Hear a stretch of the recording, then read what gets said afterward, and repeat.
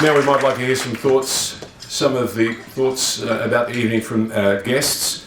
I'd like to call upon the Honourable Justice Joanne Harrison from the Supreme Court of New South Wales to say a few words. Yes, I can give you a microphone, or you can come up here, whichever one you feel. Come on.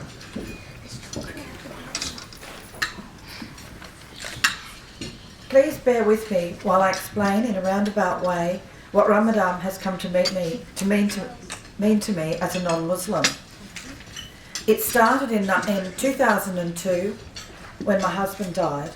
I had two young boys, aged 7 and 9.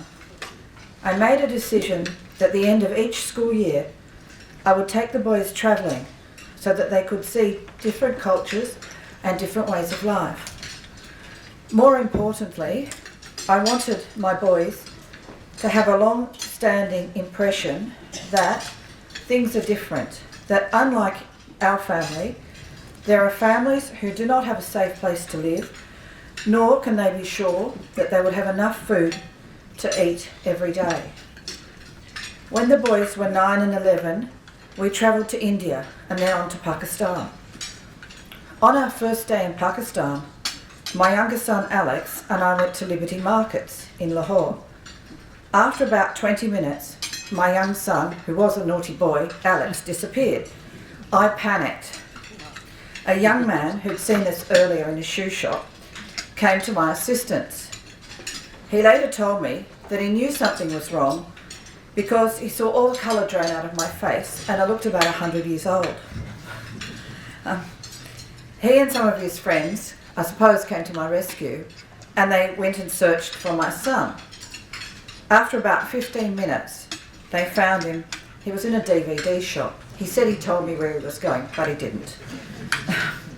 That young man who came to my rescue appointed himself as our tour guide for the rest of our time in Lahore.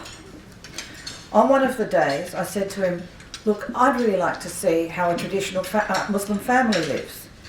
He replied, "You're welcome to come up to my family's house and visit them. It's Burqa territory there."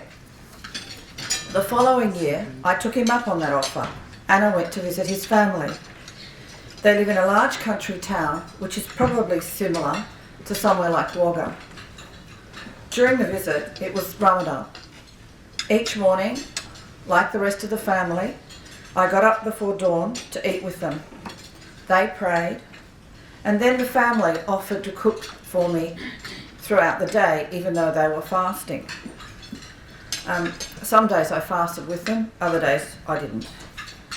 Since then, during Ramadan, it's time of the year to take time out of my busy life and to reflect on 3 topics.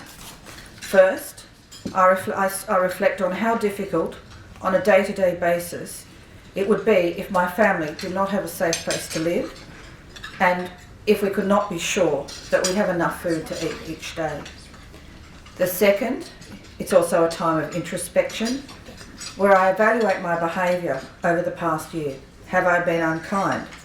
Have I made mistakes for which I apologise?